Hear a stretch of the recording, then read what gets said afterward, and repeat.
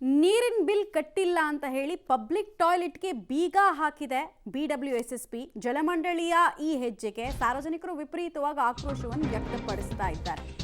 ಸಾರ್ವಜನಿಕ ಶೌಚಾಲಯಕ್ಕೆ ಬೀಗ ಹಾಕಿರೋದು ನೀರಿನ ಬಿಲ್ ಕಟ್ಟಿಲ್ಲ ಅಂತ ಜಲಮಂಡಳಿಯ ಬ್ಲೂ ಫೋರ್ಸ್ನವರ ಟೀಮ್ನಿಂದ ಈ ಕಾರ್ಯಾಚರಣೆ ಆಗಿದೆ. ಬಟ್ ರಸ್ತೆಯಲ್ಲಿ ಕೂತು ಜನ ಆಕ್ರೋಶವನ್ನು ವ್ಯಕ್ತಪಡಿಸಿದ್ದಾರೆ. NR ಕಾಲೋನಿಯ BMTC ಬಸ್ ನಿಲ್ದಾಣದಲ್ಲಿರುವಂತಹ ಪಬ್ಲಿಕ್ ಟಾಯ್ಲೆಟ್ ಅನ್ನು ಉಪಯೋಗಿಸ್ಕೊಳ್ಳೋಕೆ ಆಗ್ತಾ ಇಲ್ಲ ಅವರಿಗೆ. ನಾವು ದುಡ್ಡು ಕೊಟ್ಟು ಪೇ ಮಾಡಿ ಹೋಗ್ತಾ ಇದ್ವಿ ಅಲ್ಲಿಗೆ, ಇವ್ರು ಯಾರೋ ನೀರಿನ ಬಿಲ್ ಕಟ್ಟಿಲ್ಲ ಅಂತ ಹೇಳಿ ನಮಗೆಲ್ಲ ಏನಕ್ಕೆ ತೊಂದರೆ ಮಾಡ್ತಾ ಇದ್ದೀರಾ ನೀವು ಅಂತ ಜನಾಕ್ರೋಶ ವ್ಯಕ್ತ ಆಯಿತು. ಕೊನೆಗೆ ಜನಾಕ್ರೋಶ ಜೋರಾಗ್ತಾ ಇದೆ ಅಂತ ಗೊತ್ತಾಗ್ತಾ ಇದ್ದ ಹಾಗೆ ಅಧಿಕಾರಿಗಳು ಬೀಗ ತೆಗೆಯೋ ಕೆಲಸವನ್ನು ಮಾಡಿದ್ದಾರೆ. ಬಟ್ ಎಲ್ಲದಕ್ಕೂ ಪ್ರತಿಭಟನೆ ಮಾಡಬೇಕಾ ಇವರೆಲ್ಲರೂ ಅನ್ನೋದು ಪ್ರಶ್ನೆ ನಮ್ಮದು. ಇದೇ ಥರ ವಿಕಾಸಸೌಧದಲ್ಲೂ ಕೂಡ ನೀರಿನ ಬಿಲ್ ಕಟ್ಟಿಲ್ಲ, ಹಾಕಿ ನೋಡೋಣ ಶೌಚಾಲಯಗಳಿಗೆ ಬೀಗನ. ಸರ್ ಇಲ್ಲಿ ನಾವು ಉಚ್ಚ ಜಾಗ ಇದು ಸರ್ ಅವರು ಈ ಸ್ಯಾನಿಟರಿ ಕಟ್ಟಿಲ್ಲ ನಮ್ಗೆ ಸರ್ ಹೇಳಿ ಸರ್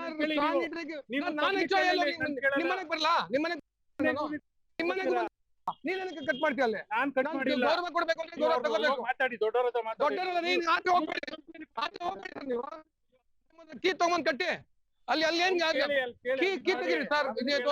ಪಬ್ಲಿಕ್ ಇಶ್ಯೂ ಇದು, ಕೀನ ತಕ್ಷಣ ತೆಗ್ಸಿ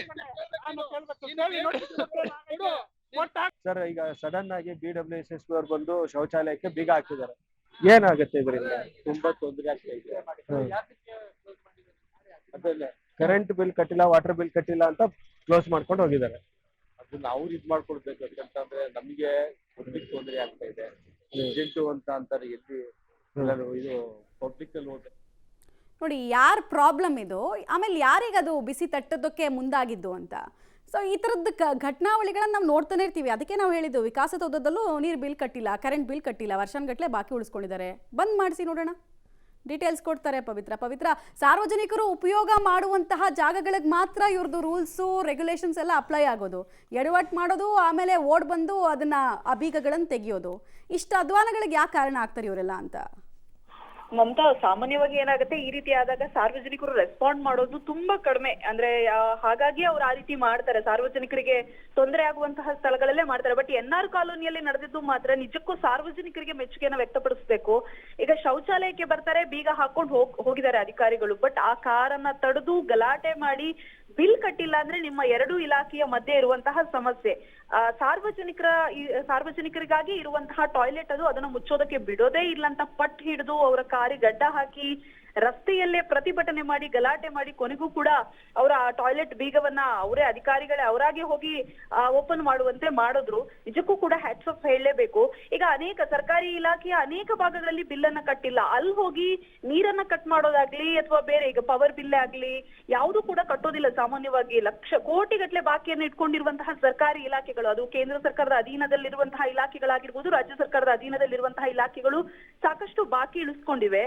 ಆದ್ರೆ BMTC ಬಸ್ ಸ್ಟಾಪ್ ನಲ್ಲಿ ನೀರಿನ ಬಿಲ್ ಕಟ್ಟಿಲ್ಲ ಅಂತ ಹೋಗಿ ಟಾಯ್ಲೆಟ್ ಬೀಗ ಹಾಕ್ತಾರೆ ಅಂದ್ರೆ ಯಾವ ಚಿಂತನೆ ಮಾಡ್ತಾರೆ ಅಧಿಕಾರಿಗಳು ಅನ್ನುವಂಥದ್ದೇ. ಬಟ್ ಸಾರ್ವಜನಿಕರಂತೂ ಸರಿಯಾಗಿ ಪಾಠ ಕಲಿಸಿದ್ದಾರೆ. ಈಗ ಸದ್ಯ ಶೌಚಾಲಯ ಸಾರ್ವಜನಿಕರಿಗೆ ಮತ್ತೆ ಬೀಗವನ್ನ ಓಪನ್ ಆಗಿದೆ. ಮಮತಾ, ರೈಟ್, ಥ್ಯಾಂಕ್ ಯು ತಮ್ಮ ಎಲ್ಲ ಮಾಹಿತಿಗೆ. ಆಮೇಲೆ ಈ ಡಿಪಾರ್ಟ್ಮೆಂಟ್ಗಳ ನಡುವಿನ ಸಮನ್ವಯತೆ ಅನ್ನೋದು ಎಲ್ಲ ಕಡೆನೂ ಹಾಗೆ ಆಗುತ್ತೆ. ಬೆಸ್ಕಾಂ ಅವ್ರ ಮಾತನ್ನ BWSSB ಅವ್ರು ಕೇಳಲ್ಲ, BWSSB ಅವ್ರ ಮಾತನ್ನ GBAದವ್ರು ಕೇಳಲ್ಲ. ಇವರೆಲ್ಲ ರೋಡ್ ಹಾಕಿರೋದು, ಅವ್ರು ಬಂದಾಗಿರೋದು, ಇದೆಲ್ಲ ಆಗುತ್ತೆ. ಇಲ್ಲೂ ಅದೇ ರೀತಿ ಸಮಸ್ಯೆ. ನಿಮ್ದು ಇಲಾಖೆಗಳ ನಡುವಣ ಏನೇ ಇದ್ರು ಹಣದ ವ್ಯವಹಾರ, ಬಿಲ್ ವ್ಯವಹಾರ ನೀವು ಮಾಡ್ಕೊಳ್ಳಿ. ಪಬ್ಲಿಕ್ಸ್ಗೆ ಯಾಕೆ ತೊಂದರೆ ಕೊಡಬೇಕು? ಸಾರ್ವಜನಿಕರಿಗೆ ತೊಂದರೆ ಕೊಟ್ಟಾಗ ಸಾಮಾನ್ಯವಾಗಿ ಜನ ಬಾಯಿ ಬಿಡಲ್ಲ. ಇಲ್ಲಿ ಬಿಟ್ಟಿದ್ದಾರೆ, ಸರಿಯಾಗಿ ಕ್ಲಾಸ್ ತಗೊಂಡಿದ್ದಾರೆ. ಸರ್ ಅವರು ಈ ಸ್ಯಾನಿಟರಿ ಕಟ್ಟಿಲ್ಲ ನಮ್ಗೆ ಸರ್ ಹೇಳಿ ಸರ್. ನಿಮ್ಮನೆಗೆ ಬರಲ್ಲ, ನಿಮ್ಮನೆಗೆ